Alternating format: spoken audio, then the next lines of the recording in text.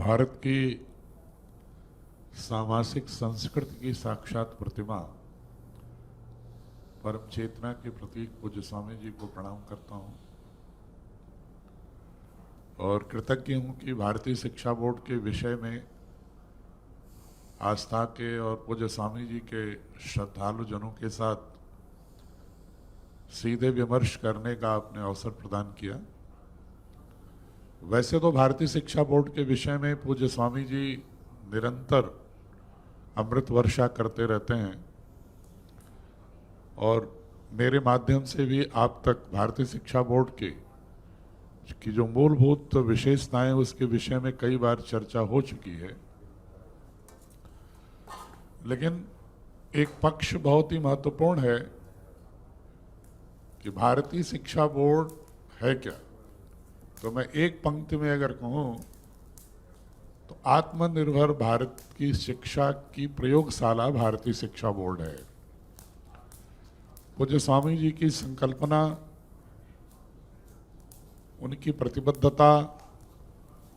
और भारत को शिक्षा के क्षेत्र में स्वतंत्र प्रदान करने की दिशा में जो उनका प्रयास था, उसको भारत के यशस्वी प्रधानमंत्री ने भारतीय शिक्षा बोर्ड का गठन करते हुए नव प्रयोग करने का एक महान अवसर प्रदान किया। सभी अभिभावक आप लोग मेरी बात को सुन रहे होंगे। बहुत स्वाभाविक है कि आप देखते हैं कि आपके बच्चों के मन में ऐसा क्यों हो रहा है कि भारतीय संस्कृति के विषय में एक जो महनीय भाव है वो कम हो रहा है। और जैसा भी स्वामी जी कह रहे थे कि हम उपभोक्ता होते जा रहे हैं। उपभोक्ता सिर्फ बहुराष्ट्रीय कंपनियों के उत्पाद के ही नहीं हैं, बल्कि हम उपभोक्ता हैं मूल रूप से पाश्चात्य विचारों के। और जब हम पाश्चात्य विचारों के आयातक हो जाते हैं, उपभोक्ता हो जाते हैं, तो स्वाभाविक रूप से हमारे जीवन की हर गतिविधि में वह परतंत्रता दिखाई पड़ती है, एक आसक्ति दिखाई पड़ती है उन क्षेत्रों के विषय में, उनके उत्पादों के विषय में जिनके विचारों को हम श्रेष्ठ मानने लगते हैं। एक कालखंड था जिसको कि इतिहास में हम बृहत्तर भारत के नाम से कहते हैं, greater India, concept of greater India. वह कालखंड आज से लगभग 1700 वर्ष पूर्व पूरी तरह से पूरी दुनिया में लोगों के सिर चढ़कर बोलता था भारत की संस्कृति। चाहे वो वैदिक मूल्यों की संस्कृति हो, चाहे वो सरस्वती सिंधु सभ्यता के मूल मान्यताएं रही हो, चाहे वो भगवान बुद्ध और जैन का दर्शन रहा हो, चाहे वो भगवान राम के व्यक्तित्व और उनसे जुड़ी हुई कथाओं से प्रेरणा मिलने की बात रही हो, यह बृहत्तर भारत की अवधारणा आज से 1500-1700 वर्ष पूर्व तक पूरी दुनिया के 2/3 हिस्सों में पूरी तरह से सारे मूल्यबोध को, पूरे वैचारिक वृत्त को आच्छादित किए हुए थे। क्या कारण है कि हम आज पूरी तौर से अपनी संस्कृति के विषय में स्पष्टता न होते हुए और पाश्चात्य संस्कृति को महनीय और श्रेष्ठतर मानने की मनोग्रंथि के शिकार हो गए। जैसा भी पूज्य स्वामी जी कह रहे थे, मैकाले तो स्वाभाविक रूप से अपने देश के विषय में सोच रहा था। ब्रिटिश का उपनिवेश भारत को सदैव बनाने के लिए सोच रहा था, लेकिन हमारे में से भी कुछ ऐसे बहुत सारे महापुरुष थे, मैं उनका दोष नहीं मानता, लेकिन काश वो भारतीय शास्त्रों को पढ़े होते और भारतीय संस्कृति के अवयवों को, वैचारिक घटकों को पूर्ण रूप से आत्मसात किए होते, तो जो एक फंक्शनल डिफिशियंसी हमारे भारतीय सांस्कृतिक व्यवहार में आ गई थी, उसके परिमार्जन और परिष्करण का कार्य भारत के मूल्यों के भीतर से करते, लेकिन उन्होंने कुछ ऐसा प्रचार किया कि ऐसा लगा कि भारत की जीवन पद्धति में जो दोष हैं, जो कालखंड के अनुसार आ गए थे, उन दोषों को उन्होंने ये मान लिया कि हमारे भारतीय मूल स्रोतों का हिस्सा है, उसका प्रवाह है, और उसका निदान पाश्चात्य सभ्यता, जो वेस्टर्न, जो यूरोपियन रेनेसा थी, पुनर्जागरण काल था, उसको उन्होंने मान लिया। जबकि यूरोप का पुनर्जागरण काल में जिन मूल्यों की बात होती है, उससे अधिक बृहत्तर उदात्त भाव के साथ हमारे समस्त प्राचीन दर्शनों में और हमारी जीवन पद्धति में प्रतिफलित होता रहा है। जिस भारतीय संस्कृति को हम जब अगर हिंदू संस्कृति कह देते हैं तो बहुत सारे लोगों को बुरा लगता है। लेकिन मैं एक उदाहरण दूं पूज्य स्वामी जी की, सर सैयद अहमद खान जो अलीगढ़ मुस्लिम विश्वविद्यालय की स्थापना किए थे, उन्होंने भी अपने एक लेख में कहा कि मुझे मुसलमानों को भी स्वयं को हिंदू कहना चाहिए, क्योंकि हिंदू शब्द का उद्भव स को फारसी में ह कहते हैं, इसलिए सिंधु नदी के पार के रहने वाले हिमालय से लेकर समुद्र तक, समुद्र जो भी क्षेत्र था, उसको फारस के लोग, ईरान के लोग उसको कहा करते थे हिंद क्षेत्र, और वहीं से हिंदू शब्द का उद्भव होता है। सिंध से हिंद और हिंद से हिंदू, सिंध से हिंद और सिंधु से हिंदू। और एक और मैं रोचक बात बताऊं आपको, वेनसांग के जो अभिलेख थे, जो हर्षवर्धन के कालखंड में भारत में आया था, चीनी यात्री ट्रेवलर, वो एक जगह लिखता है कि भारत का नाम हिंदू जो पड़ा वो चाइना की वजह से पड़ा। तो उससे पूछा गया कि कैसे, तो उसने कहा कि चाइना में भारत की समृद्धि के विषय में और उसके ज्ञान और आर्थिक दोनों वैभव के विषय में, भौगोलिक क्षेत्र के वैभव के विषय में, चाइना में एक अक्सर कहावत होती थी कि हिमालय के उस पार एक ऐसा देश है जो इतना आकर्षक है जैसे आकाश में चंद्रमा। और चाइना में चंद्रमा को इंतु कहते थे, चाइनीज भाषा में, मैंडारिन में। तो वेनसांग के अनुसार भारत को जो हिंद देश या हिंदू कहलाने की बात आई, वो चाइना में उसी भारत के बारे में जो एक महनीय धारणा थी, इंतु का हिंदू के रूप में, वह ये वेनसांग कहता है। तो किसी रूप में अगर हम देखें तो हजारों लाखों वर्ष से इस भूखंड पर जो एक संस्कृति का विकास हुआ, वह संस्कृति समस्त संस्कृतियों का समावेश करते हुए हिंदू संस्कृति है। इस पर किसी को भी कोई भी ऐतराज नहीं होना चाहिए, क्योंकि यह समस्त दर्शनों का मूल है। और किसी को हिंदू शब्द में ही ज्यादा दिक्कत हो तो सनातन तो शाश्वत सत्य है, सनातन धर्म या सनातन संस्कृति या सनातन मूल्यबोध। बिल्कुल समझ। और मैं इसलिए हिंदू शब्द की बात कर रहा था कि मैं ये कहना चाह रहा था कि हिंदू शब्द कोई कम्युनल वर्ड नहीं है। हाँ, ये बात सही। और इसी को उदाहरण कोई सांप्रदायिक उन्माद नहीं है। इसी का उदाहरण देते हुए एक बहुत बड़ा इतिहासकार पाश्चात्य का ही मिस्टर जोड, वो लिखते हैं कि पूरी दुनिया को भारत से बहुत चीजें सीखनी है, लेकिन अगर विश्व संस्कृति को विकसित करना है तो उसका एकमात्र स्रोत भारत है, क्योंकि भारत ने ही अपने हजारों साल की यात्रा में विभिन्न संस्कृतियों के मध्य संश्लेषण करने की दक्षता विकसित कर ली। आप देखिए, चाहे वह शाक्त संप्रदाय हो, चाहे वो वैष्णव संप्रदाय हो, चाहे वो शैव संप्रदाय हो, चाहे वो नाथ संप्रदाय हो, चाहे बौद्ध धर्म हो, चाहे जैन धर्म और उसकी विभिन्न शाखाएं हो, चाहे बौद्ध धर्म की शाखाएं हो, चाहे हमारे वैदिक मूल्य हो, समस्त जो वन क्षेत्र की संस्कृति हो, चाहे नगर क्षेत्र की संस्कृति हो, चाहे ग्राम क्षेत्र की संस्कृति हो, उन समस्त संस्कृतियों का संश्लेषण करते हुए भारत के प्रत्येक व्यक्ति की जीवन पद्धति में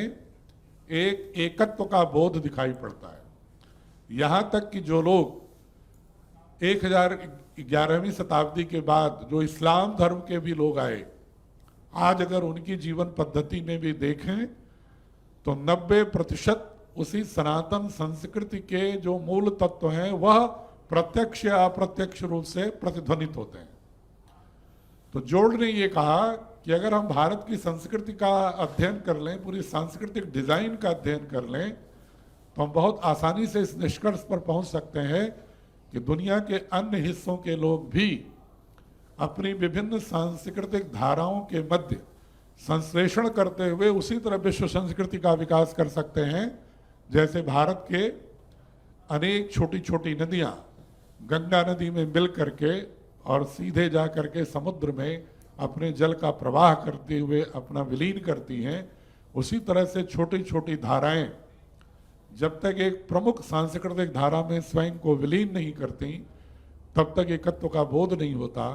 तब तक हमें संस्कृति का सही संदर्भों में उसकी अर्थान्विति करने की दक्षता नहीं पैदा होती। यह कार्य हम बिना किसी सांप्रदायिक अनुवाद के, बिना किसी मत के विशेष आग्रह के, हम पूरे देश की जो सांस्कृतिक ताना बाना है, जो एक कंपोजिट कल्चर है, संश्लिष्ट संस्कृति है, जो विश्व संस्कृति की दक्षता रखती है, उस संस्कृति का विकास करने के लिए ही हम भारतीय छात्रों को ऐसा बोध कराने के लिए भारतीय शिक्षा बोर्ड में प्रावधानित कर रहे हैं। और पूज्य स्वामी जी बार बार जब भी शिक्षा बोर्ड के विषय में परिचर्चा आपसे होती है, आपका विजन और मार्गदर्शन मिलता है, तो हमेशा ये कहते हैं कि हमें बच्चों को खंड खंड नहीं बल्कि संपूर्णता में सनातन का बोध करना चाहिए, और जो सनातन सत्य है उसी का बोध करना चाहिए। इसीलिए भारतीय शिक्षा बोर्ड का जो स्लोगन है, जो मंत्र है, वह वेदों की उन ऋचाओं से पूर्णतः मेल खाता है। ज्ञानो भद्राः कृतो यन्तु विश्वतः, let the noble thoughts come from all directions. हमें किसी भी धरती भूखंड पर उत्पन्न हुए किसी संस्कृत से कोई परहेज नहीं है, कोई दुराव नहीं है, लेकिन हम ये ध्यान जरूर रखेंगे कि वही वृक्ष आंधियों तूफानों में अपनी अस्मिता को सुरक्षित रख पाता है जो अपनी जड़ों से अधिक गहरे में जुड़ा होता है। तो हमें बाहर के प्रवाहों से, बाहर के विचारों के लिए अपने गवाक्ष खोले रखने चाहिए, अपनी खिड़कियां खोले रखनी चाहिए, लेकिन उन तूफानों को इतना उनके प्रति आसक्ति नहीं होनी चाहिए कि हमारा मूल ही उजड़ जाए, हमारा आशियाना ही समाप्त हो जाए। तो ये भारतीय शिक्षा बोर्ड में हम इसका पूर्णतः ध्यान रखते हुए संपूर्ण सनातन मूल्यों का समावेश, भारत की संपूर्ण गुरु परंपरा, ऋषि परंपरा, संप्रदाय परंपरा, जिसमें जैनिज्म के, बुद्धिज्म के, सिखिज्म के, हिंदुत्व के, सनातन के, वेद दर्शन उपनिषदों के, पुराणों के, सारे सनातन। और सनातन कौन है? तो जो वैज्ञानिक है। सनातन क्या है? जो सार्वभौमिक है, जो सार्वकालिक है। उसमें कोई अज्ञान, ढोंगा, आडंबर, अंधविश्वास, पाखंड नहीं। सारे सनातन उन वैज्ञानिक सार्वभौमिक सत्यों का समावेश। ये तो एक पक्ष हुआ कि हमारा जो कल्चरल हेरिटेज है, जिसको एक कंपोजिट कल्चर कह करके श्रद्धेय एनपी सिंह साहब कह रहे थे, उसका समावेश। और साथ में पूरी आधुनिकता का, हर एक माता पिता चाहता है उसके बच्चे को वर्ल्ड लैंग्वेजेस का भी, इंटरनेशनल लैंग्वेजेस का भी बोध हो, आधुनिक विषयों का भी बोध हो। और फिर वो इस प्रक्रिया से, भारतीय शिक्षा बोर्ड से जो पढ़ा हुआ बालक है, वो अबाध गति से किसी भी आगे अपनी शिक्षा के क्षेत्र का चयन कर सके और देश और दुनिया के किसी विश्वविद्यालय में एडमिशन पा सके। उसकी लीगलिटी क्या हो, क्योंकि बार बार ये इसलिए बताना पड़ेगा भी करीब 1 साल तक हमको कि इसके जो बच्चे पढ़ेंगे उनका फ्यूचर क्या होगा, उनका कैरियर क्या होगा और इसके सब्जेक्ट्स क्या होंगे। जैसा पूज्य स्वामी जी कह रहे थे, हम शिक्षा की जो आधुनिकतम पद्धति है उसको हम लर्निंग मेथोडोलॉजी में इंटीग्रेट कर रहे हैं। जैसे न्यू करिकुलम का जो फ्रेमवर्क आया है एनसीएफ अभी अक्टूबर में, उसमें जो भी फाउंडेशन स्टेज के लिए चर्चा है कि उसमें 5 तरह की कॉम्पिटेंसी होनी चाहिए बच्चों में। एक फिजिकल और मोटर, दूसरी कॉग्निटिव, तीसरी सोशियो इथिकल इमोशनल, चौथी कम्युनिकेशन की पावर, जैसा भी स्वामी जी कह रहे थे, भाषिक दक्षता, संवाद की दक्षता, और पांचवा है एस्थेटिक एंड कल्चरल कॉम्पिटेंसी, कि बच्चे को सौंदर्य बोध और सांस्कृतिक परिवेश का बोध हो। ये पांचों बोध हम आधुनिकतम एनसीएफ में दिए गए art integration, music integration, sports integration, all inclusiveness का इंटीग्रेशन, इंडियन नॉलेज सिस्टम का इंटीग्रेशन और वोकेशनल और एकेडमिक में बीच में जो सेपरेशन है उसको समाप्त करते हुए एक समर्थ नागरिक पैदा करने के लिए शिक्षा बोर्ड को हम प्रावधानित कर रहे हैं। इसके करिकुलम भी, टेक्स्ट बुक का कंटेंट भी, पेडागॉजी भी और मॉडर्न एजुकेशन सिस्टम के जितने भी मेथोडोलॉजीज हैं उनको लाते हुए। एक वैधानिकता के विषय में कभी कभी प्रश्न आते रहते हैं, ये मैं बहुत संक्षेप में बता रहा हूं कि भारतीय शिक्षा बोर्ड का गठन भारत सरकार के उच्च शिक्षा विभाग के माध्यम से भारत सरकार के लिखित सहमति के आधार पर एक मॉडल बायलॉज के आधार पर एक्सप्रेशन ऑफ इंटरेस्ट इनवाइट करके पतंजलि योगपीठ को एक स्पॉन्सरिंग बॉडी के रूप में सेलेक्ट किया गया और एनसीएफ, एनईपी, आरटी, एनसीटी जितने भी पैरामीटर्स होते हैं उस पैरामीटर्स पर बोर्ड के मानकों का मानकीकृत इक्विवेलेंस के जो आधार होते हैं उस पर पूर्णतः जांचते परखते हुए भारत सरकार द्वारा अधिकृत एसोसिएशन ऑफ इंडियन यूनिवर्सिटीज के द्वारा 3 अगस्त 2022 को भारत के समस्त सेंट्रल बोर्ड और स्टेट बोर्ड के समकक्ष भारतीय शिक्षा बोर्ड को लिखित रूप से अनुमति और इक्विवेलेंस अनुमति स्वीकार कर लिया गया है। Equivalence has been granted equal to all state boards, all central boards of India after due diligence of examining the parameters of Bharatiya Shiksha Board on the basis of SOP approved by Government of India, and we have received equivalence by AIU, which has been nominated and notified by the Government of India to grant equivalence to the Bharatiya Shiksha Board. इसको संक्षिप्त में ऐसा कह सकते हैं कि CBSE से लेकर के स्टेट बोर्ड जो भी भारत में काम कर रहे हैं या इंटरनेशनल जो भारत में बोर्ड काम कर रहे हैं उनके बराबर भारतीय शिक्षा बोर्ड की मान्यता है। और भारतीय शिक्षा बोर्ड से पढ़ा हुआ बच्चा बीच में भी 5वीं, 7वीं, 8वीं, 9वीं, 10वीं, 11वीं, 12वीं में किसी भी क्लास में से भी यदि उसको भारतीय शिक्षा बोर्ड के विद्यालय से नौकरी के कारण से किसी दूसरे कारण से यदि दूसरे विद्यालय में एडमिशन लेना हो तो किसी भी विद्यालय में एडमिशन ले सकता हो पढ़ते हुए, और 12वीं के बाद में वो देश और दुनिया के किसी भी स्ट्रीम में वो एजुकेशन प्राप्त कर सकता है। बिल्कुल स्वामी जी, वो जो इक्विवेलेंस ग्रांट हुआ है उसका मतलब ये है, जो इक्विवेलेंस समकक्षता हमें ग्रांट किया है भारत सरकार की अधिकृत संस्था ने, उसके पत्र में ही लिखा हुआ है कि इक्विवेलेंस का मतलब है कि इस बोर्ड का पढ़ा हुआ बच्चा इंटर बोर्ड जो माइग्रेशन होते हैं, अगर भारतीय शिक्षा बोर्ड के विद्यालय में आपका बच्चा पढ़ रहा है और आपका कहीं ट्रांसफर हो गया या आपका लोकेशन चेंज हो गया तो वह दूसरे बोर्ड के विद्यालयों में प्रवेश के लिए दक्ष होगा, अर्ह होगा, एलिजिबल होगा। साथ ही अगर वह 12वीं पास कर लेता है तो भारत के ही या विदेश के भी किसी भी विश्वविद्यालय में अपना प्रवेश पाने के लिए वो अर्ह होगा। किसी भी कॉम्पिटिटिव एग्जामिनेशन के लिए, प्रतियोगी परीक्षाओं के लिए अर्ह होगा। साथ ही किसी भी प्राइवेट या गवर्नमेंट में किसी भी जॉब के लिए, एम्प्लॉयमेंट के लिए भी वो अर्ह होगा। और हम इसलिए कोशिश ही कर रहे हैं कि हमारा कंटेंट एनसीएफ और एनईपी के अनुकूल रहे। ये भारत सरकार ने हमें परखा है और देखा है और हमें एक इस आशय का पत्र भी दिया है, प्रमाण भी दिया है, प्रमाण पत्र भी, सर्टिफिकेशन, कि भारतीय शिक्षा बोर्ड का जो कंटेंट है वह नेशनल करिकुलम फ्रेमवर्क के अनुकूल है, यह राइट टू एजुकेशन के अनुकूल है, यह एनसीटी के अनुसार शिक्षकों की भर्ती के लिए अपने बायलाज में प्रोविजन किया है, इसका इवैल्यूएशन भी एनईपी के जो प्रावधान है, जो इच्छा है, जो मनसा है, उसके अनुसार 360 डिग्री पर है। इसलिए हम जो भारतीय शिक्षा बोर्ड है ये मात्र एक कोई भावात्मक संगठन नहीं है, बल्कि एक वैधानिक संगठन है। हाँ, उसमें अतिरिक्त मूल्यबोध ये है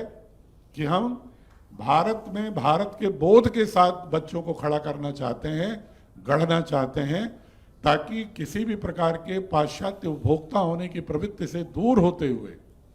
वह बच्चा विज्ञान और टेक्नोलॉजी में भी दक्ष हो, लेकिन साथ ही अपनी पूरी ऐतिहासिक सांस्कृतिक यात्रा में भी दक्ष हो,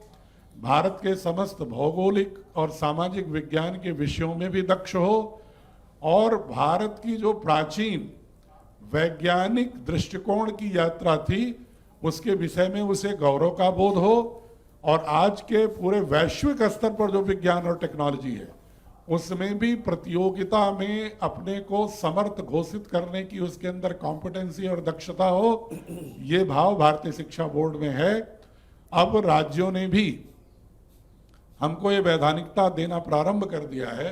कि यदि हम किसी राज्य में कोई विद्यालय खोलना ये चाहते हैं, सेंट्रल बोर्ड है, पहले तो ये सेंट्रल गवर्नमेंट के जो है आज्ञा से, उनके अनुमति से, उनके विधि विधान से गठित है। तो ये सेंट्रल बोर्ड होने के साथ साथ, क्योंकि शिक्षा राज्यों का भी विषय है, इसलिए हर एक राज्य से भी अनुमति जरूरी है, तो वो प्रक्रिया भी काफी आगे बढ़ गई है। जैसा पूज्य स्वामी जी कह रहे थे कि चूंकि एजुकेशन कॉन्करेंट लिस्ट में है संविधान के समवर्ती सूची में, तो जब समवर्ती सूची में होता है तो राज्य सरकारें भी शिक्षा के संबंध में अपने कुछ अनुदेश निर्देश देने के लिए सक्षम होती हैं वैधानिक रूप से। तो केंद्र सरकार ने एक केंद्रीय प्राइवेट बोर्ड के रूप में भारत के बोध के साथ बच्चों को गढ़ने की प्रक्रिया के लिए गठित किया है, जिसमें पूज्य स्वामी जी के निर्देशन में, उनके विजन के अनुरूप पतंजलि योगपीठ स्पॉन्सरिंग बॉडी है, मतलब सारा वित्तीय पोषण कर रही है, जो स्वामी जी कहते हैं ना कि अर्थ परमार्थ के लिए। तो जो भी पतंजलि योगपीठ का अर्थ उपार्जन की जो शुचितापूर्ण प्रक्रिया है, उसका पूर्ण उपयोग